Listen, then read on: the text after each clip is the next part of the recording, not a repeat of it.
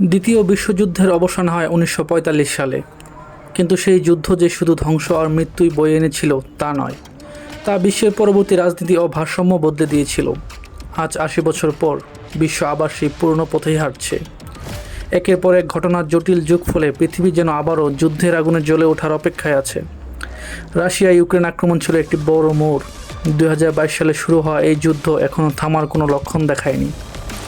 Ukraine এখন শুধুমাত্র একটি দেশ নয়, বরং হয়ে উঠেছে পশ্চিমা শক্তি আর রাশিয়ার মুখোমুখি অবস্থানের প্রতীক। যুক্তরাষ্ট্র ও নেটো দেশগুলো যে পরিমাণ অস্ত্র ও অর্থ ইউক্রেনে ঢালছে তা অনেকটাই সরাসরি যুদ্ধে অংশগ্রহণের সমান।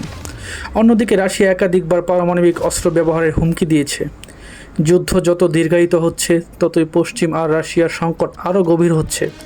এই সংঘাত বিশ্বকে আরও একটি বিশ্বযুদ্ধের দিকে ধাবিত করতে পারে।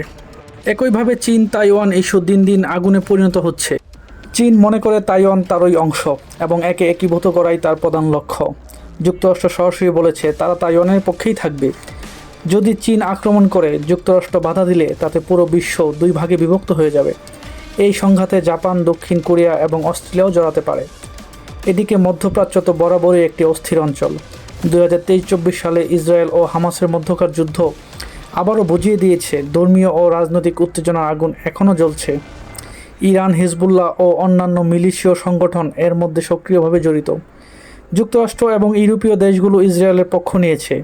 এখানে সামান্যতম বিস্ফোরণও বড় যুদ্ধ ডেকে আনতে পারে। সব ঘটনার পেছনে রয়েছে একটি কঠিন বাস্তবতা, আর তা হলো পারমাণবিক অস্ত্র। কিছু কিছু দেশ নিয়মিত পারমাণবিক পরীক্ষা চালিয়ে যাচ্ছে। উত্তর কোরিয়া একাধিকবার পারমাণবিক পরীক্ষা চালিয়েছে এবং যুক্তরাষ্ট্রকে হুমকি দিয়েছে। ভারতের সাথে পাকিস্তানের দীর্ঘদিনে কাশ্মীর বিরোধী যুদ্ধের দিকে ঝুঁকছে। এইসব সংঘাতের পেছনে আছে অর্থনৈতিক সংকট, খাদ্য ঘাটতি, জ্বালানি সংকট এবং বৈশ্বিক দারিদ্র্য। ইউক্রেন যুদ্ধের পর খাদ্য সরবরাহে যে বিশৃঙ্খলা তৈরি হয়েছে তা আফ্রিকা এবং এশিয়ার অনেক দেশকে অনিশ্চয়তায় ফেলেছে। ব্রিক্স দেশগুলো আলাদাভাবে জোট তৈরি করেছে যাতে পশ্চিমা নিয়ন্ত্রিত অর্থনৈতিক ব্যবস্থাকে চ্যালেঞ্জ জানানো যায়। এইসব মেরুকরণ বিশ্বকে বিভক্ত করছে। সব মিলিয়ে বর্তমান বিশ্বে প্রতিটি বড় শক্তি একাধিক যুদ্ধক্ষেত্রে জড়িত। বিশ্ব অর্থনীতি দুর্বল এবং সামরিক জোটগুলো ধীরে ধীরে সক্রিয় হয়ে উঠছে। এই পরিস্থিতি যে কোনো সময় বিস্ফোরিত হতে পারে। তৃতীয় বিশ্বযুদ্ধ এখন আর যদি হয় এই প্রশ্নে সীমাবদ্ধ নয়, বরং কবে হবে সেই সময় গণনার পথে আমরা এগিয়ে যাচ্ছি।